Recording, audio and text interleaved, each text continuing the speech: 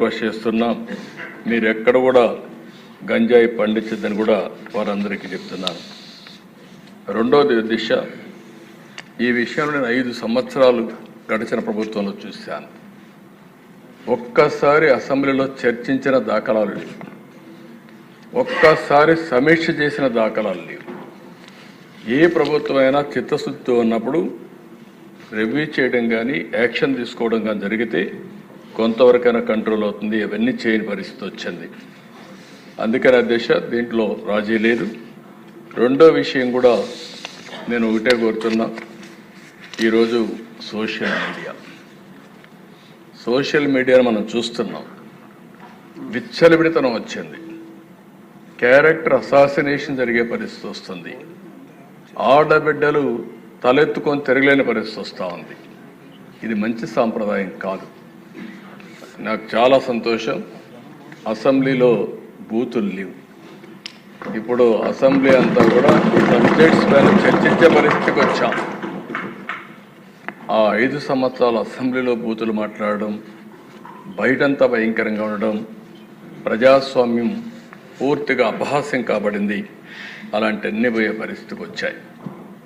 ఈరోజు మళ్ళీ రాష్ట్రంలో ఒకటే విజ్ఞప్తి చేస్తున్నాం, ఎవరైనా సరే ఆడబిడ్డల పైన అత్యాచారాలు చేసి తప్పించుకోవాలంటే ఈ ప్రభుత్వంలో వీలు కాదు. అదే చివరి రోజు అవుతుందని మరొకసారి హెచ్చరిస్తున్నాం. చాలా కఠినంగా చెప్తున్నా. ఇంకా కొంతమంది అక్కడక్కడ చూస్తున్నాను, ఆకతాయిలు ఉన్నారు, ఇష్టానుసారంగా ప్రవర్తిస్తున్నారు. వారందరికీ కూడా ఒక మెసేజ్ పోవాల్సిన అవసరం ఉంది.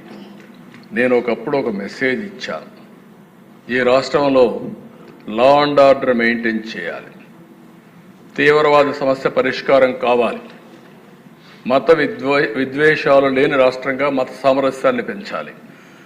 ముఠా నాయకులందరినీ ఒకటే మెసేజ్ ఇచ్చాను, తరతరాలుగా మీరు ముఠాలకు పాటుపడుతున్నారు, కుటుంబాలు లేకుండా పోయే పరిస్థితి వస్తూ ఉంది. ఇంక ఈ రాష్ట్రంలో జరగడానికి వీలు లేదని ఆ రోజు కూడా చాలా స్పష్టంగా కంట్రోల్ చేశాం.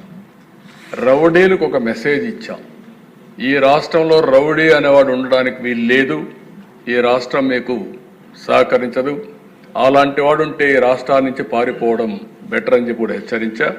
ఇప్పుడు కూడా చెప్తున్నా, ఎవరైనా సరే రౌడీజం చేసి మళ్ళా తప్పించుకుంటామంటే అలాంటి వాళ్ళని ఎట్టి పరిస్థితుల్లో వదిలిపెట్టమని అసెంబ్లీ సాక్షిగా హెచ్చరిస్తున్నానని కూడా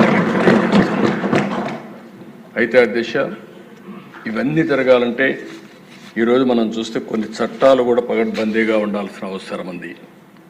అందుకే ల్యాండ్ గ్రాబింగ్ బిల్ నిషేధం కింద 2024 కొత్త చట్టం తీసుకొస్తున్నాం. మాకు ఏ కంప్లైంట్ వచ్చినా ఇప్పటికి కూడా ఇక్కడ అన్ని సమస్యల పరిష్కారం చేయగలుగుతున్నాం. కానీ వీళ్ళు చేసినటువంటి ఈ భూ వివాదాలు, ల్యాండ్ రిలేటెడ్ కాన్ఫ్లిక్ట్స్ అయితే భయంకరంగా తయారైనాయి. 22A ఉపయోగించారు, రికార్డ్స్ తారుమారు చేశారు, ప్రభుత్వ భూములు కొట్టేశారు, ఫారెస్ట్ భూములు కొట్టారు. ఇవి మామూలుగా ఫారెస్ట్ భూముల దగ్గరికి ఎవరు పోరు, అలాంటివి కూడా జరిగే పరిస్థితి వచ్చింది. అందుకే ఈ ప్రత్యేక చట్టం కూడా గుజరాత్లో చాలా బాగా పనిచేసింది. ఎవరైనా సరే ల్యాండ్ గ్రాబింగ్ చేస్తే, భూ కబ్జాలకు పాటుపడితే ప్రభుత్వం కేసు పెట్టిన తర్వాత దాన్ని ప్రూవ్ చేసుకునే బాధ్యత కూడా వాళ్ళపైనే ఉంటుంది. దాంట్లో మళ్ళీ ఏమాత్రం కూడా ఉపేక్ష లేదు.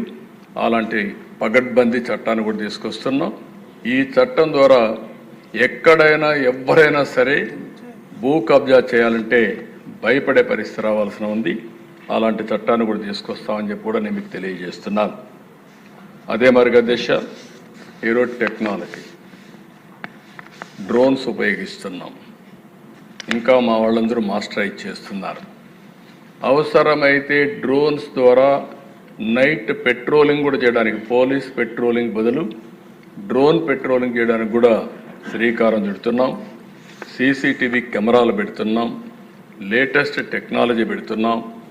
ఒక్కొక్కసారి అధ్యక్ష, చాలామంది కేసుల్లో తప్పించుకుంటున్నారంటే నేరాలు చేయడం, సాక్ష్యాలను తారుమారు చేయడం, తద్వారా పనిష్మెంట్ లేకుండా తప్పించుకునే